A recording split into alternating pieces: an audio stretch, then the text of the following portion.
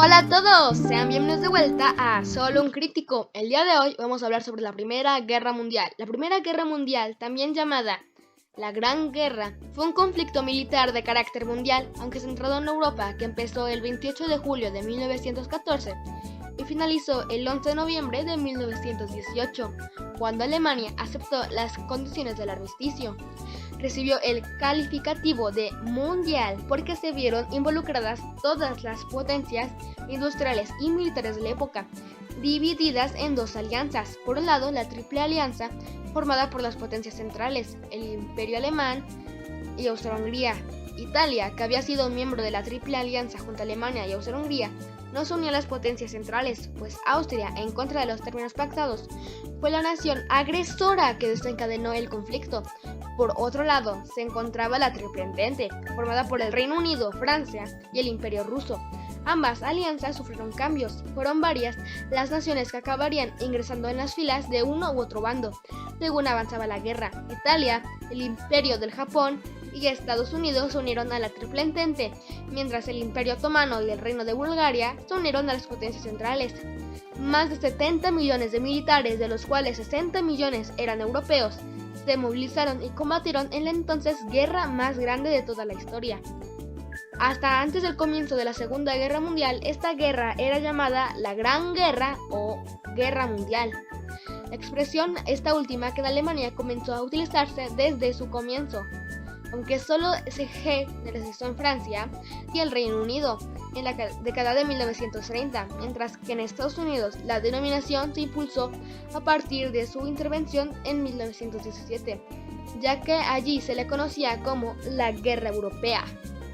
Aunque el imperialismo que venían desarrollando desde hacía décadas, las potencias involucradas fue la principal causa subyacente. El detonante del conflicto se produjo el 28 de junio de 1914 en Sarajevo, con el asesinato del archiduque Francisco Fernando de Austria a manos de Gavrilo Princip, un joven nacionalista serbio.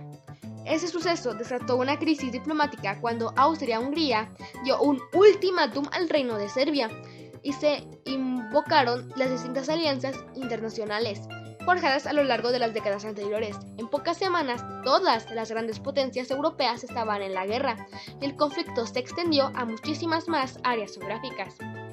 El 28 de julio, los austrohúngaros iniciaron las hostilidades con el intento de invasión a Serbia. Mientras Rusia se movilizaba, Alemania invadió a Bélgica, que había declarado neutral, y Luxemburgo en su camino a Francia. La violación de la soberanía belga llevó al Reino Unido a declarar la guerra a Alemania. Los alemanes fueron detenidos por los franceses a pocos kilómetros de París y se inició una guerra de desgaste donde las líneas de trincheras apenas sufrían variación alguna hasta 1917. Este frente es conocido como Frente Occidental. En el frente oriental, el ejército ruso logró algunas victorias frente a los austrohúngaros, pero fueron detenidos por los alemanes en su intento de invadir a Prusia Oriental. En noviembre de 1914, el Imperio Otomano entró en la guerra, lo que significó la apertura de distintos frentes en el Cáucaso, Mesopotamia y el Sinaí. Italia y Bulgaria se unieron en la guerra en 1915, Rumania en 1916 y los Estados Unidos en 1917. Tras años de relativo estancamiento, la guerra empezó su desenlace en marzo de 1917, con la caída del gobierno ruso tras la Revolución de Febrero y la firma de un acuerdo de paz entre la Rusia revolucionaria y las potencias centrales después de la Revolución de Octubre. En marzo de 1918, el 3 de noviembre de 1918, el Imperio Austrohúngaro firmó un armisticio tras una gran ofensiva alemana a principios de 1918. A lo largo de todo el frente occidental, los aliados hicieron retroceder a los alemanes en una serie de exitosas ofensivas. Alemania, en plena revolución, solicitó un armisticio el 11 de noviembre de 1918, poniendo fin a la guerra con la victoria aliada. Tras el fin de la guerra, 4 grandes imperios dejaron de existir: el alemán, el ruso, el austrohúngaro y el otomano. Los estados sucesores de los primeros perdieron una parte importante de sus antiguos territorios, mientras que los dos últimos se desmantelaron. El mapa de Europa y sus fronteras cambiaron por completo y varias naciones se independizaron o se crearon. Al calor de la Primera Guerra Mundial se fraguó la Revolución Rusa, que concluyó con la creación del primer estado de la historia autodenominado socialista, la Unión Soviética. Tras 6 meses de negociaciones en la Confederación de París, el 28 de junio de 1919, los países aliados firmaron el Tratado de Versalles con Alemania y otros a lo largo del siguiente año, con cada una de las potencias derrotadas. Más de 9 millones de combatientes y 7 millones de civiles perdieron la vida, aproximadamente el 1% de la población mundial, una cifra extraordinaria, dada la sofisticación tecnológica e industrial de los beligerantes. Es el quinto conflicto más mortífero de la historia de la humanidad. La convulsión que provocó la guerra allanó el cambio a grandes cambios políticos, sociales, económicos y revolucionarios de un carácter nunca antes visto en varias de las naciones involucradas. Se fundó la Sociedad de Naciones con el objetivo de evitar que un conflicto de tal magnitud se repitiese. Sin embargo, 2 décadas después, estalló la Segunda Guerra Mundial. Entre sus razones se pueden señalar el alza de los nacionalismos, una cierta debilidad de los estados democráticos, la humillación sentida por Alemania tras su derrota, las grandes crisis económicas y sobre todo el auge del fascismo. Antecedentes: imperialismo y colonialismo europeo.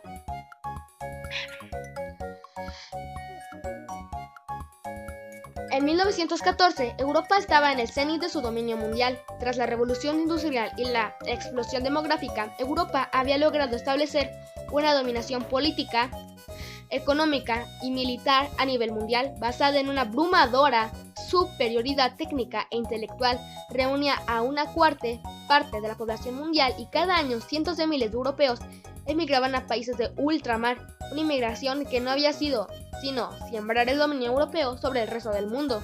A principios del siglo XX, el mundo estaba configurado para beneficio de Europa, y la explotación económica de los territorios fuera del continente se guiaba sobre la máxima dirigida por Europa y para Europa. Sin embargo, en su interior aún existían muchas diferencias. Francia y Reino Unido poseían el 70% de la mano de obra calificada y que la capacidad industrial de todo el continente, por lo que la dominación de Europa era más bien la de Europa Occidental. Un selecto grupo de países, Estados Unidos, Reino Unido, Alemania y Francia, eran responsables de más del 60% de las exportaciones mundiales y detentaban en la práctica del monopolio en la fabricación de productos manufacturados. El nivel de analfabetismo era dispar entre las potencias industriales europeas. De cada 1000 soldados enviados a la guerra por cada potencia, 330 italianos, 220 austrohúngaros, 68 franceses y un alemán eran analfabetos.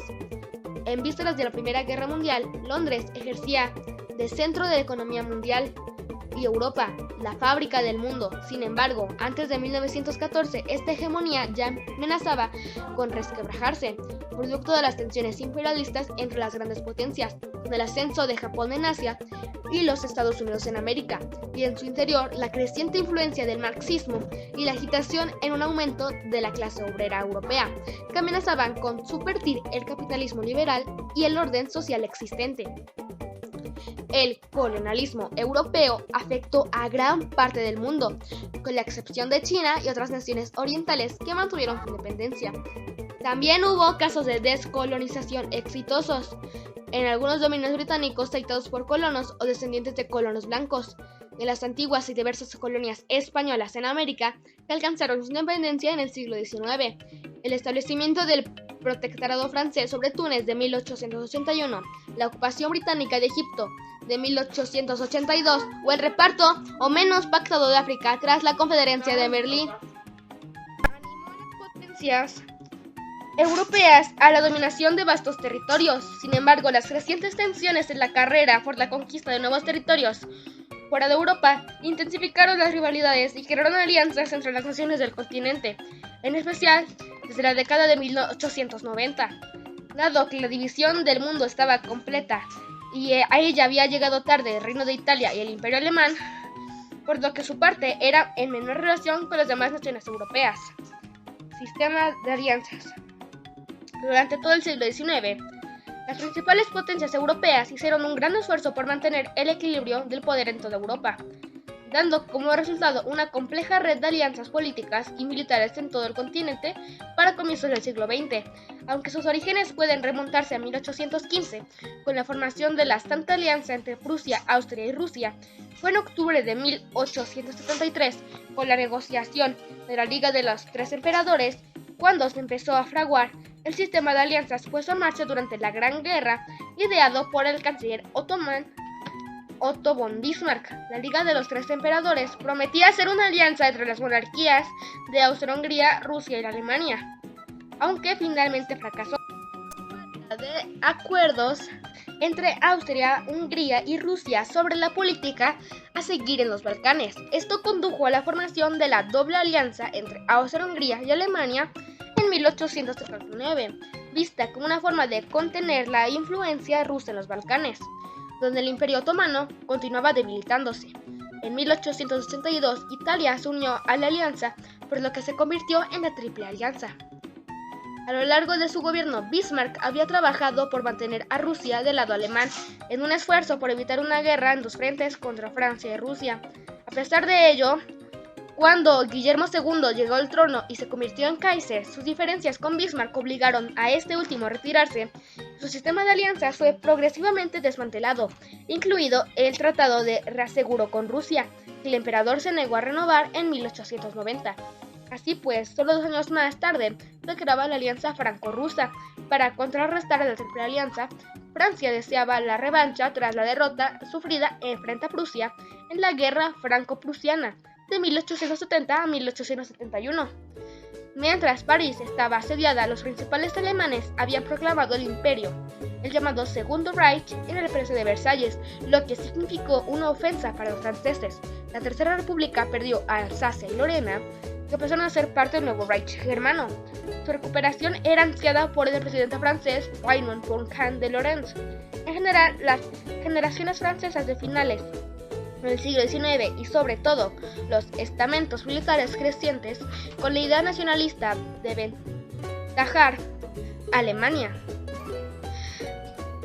La frente recuperando sus territorios. Como ejemplo de los aires que se respiraban en Francia en 1914, solo 1,5% de los reclutas del ejército francés se resistieron a la movilización, en comparación con el 30% de 1870. Aunque reacio a establecer alianzas con sus potencias aliadas, rasgo habitual de la política exterior del Imperio Británico, que el mismo denominaba como espléndido aislamiento, Reino Unido temía cada vez más la expansión militar y naval alemana, por lo que en 1904 firmó una serie de acuerdos con Francia, conocidos como la Entente Cordiale, y 3 años después firmó la Entente Anglo-Rusa, 1907. Si bien estos acuerdos no representaban una alianza formal entre el Imperio Británico, Francia y Rusia, en la práctica eran sobre todo un arreglo respecto a cuestiones coloniales. Dieron a pie a la posibilidad de que Gran Bretaña pudiera entrar de parte de Francia o Rusia en futuros conflictos, por lo que ese sistema de acuerdos bilaterales pasó a conocerse como la Triple Entente. La paz armada.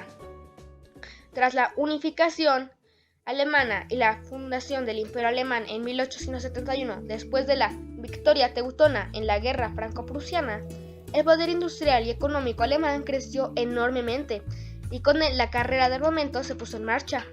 Desde mediados de 1890, el gobierno del emperador Guillermo II empezó a dedicar cuantiosos recursos económicos para la construcción de la Marina Imperial Alemana.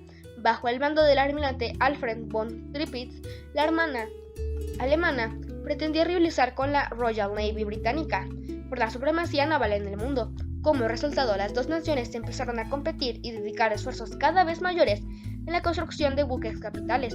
La construcción en 1906 del HMS Dreadnought, un acorazado revolucionario para la época que volvió obsoletos todos los diseños anteriores a él, amplió la ventaja del Imperio Británico sobre su rival alemán.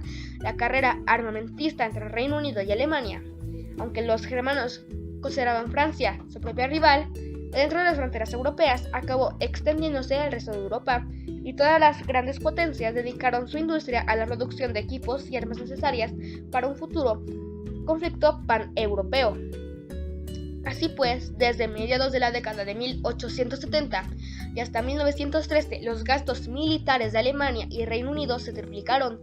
se doblan los franceses y suponen una carga en los presupuestos gubernamentales de Rusia e Italia. Entre 1908 y 1913, la carrera armamentística llegó a su apogeo y se estima que los gastos militares aumentaron en ese lustro un 50%. Sin embargo, debe tenerse en cuenta que el gasto estatal era escaso en comparación con el crecimiento experimentado en las décadas posteriores. Por ejemplo, una plena carrera de armamentos con Alemania, el gasto total de Estado británico apenas suponía un 8% de la renta nacional, y en otros países industriales ajenos a este realme era mucho menor, como en el caso de los Estados Unidos, cuyos gastos de gobierno apenas supusieron el 2,5% de la renta nacional entre 1900 y 1916.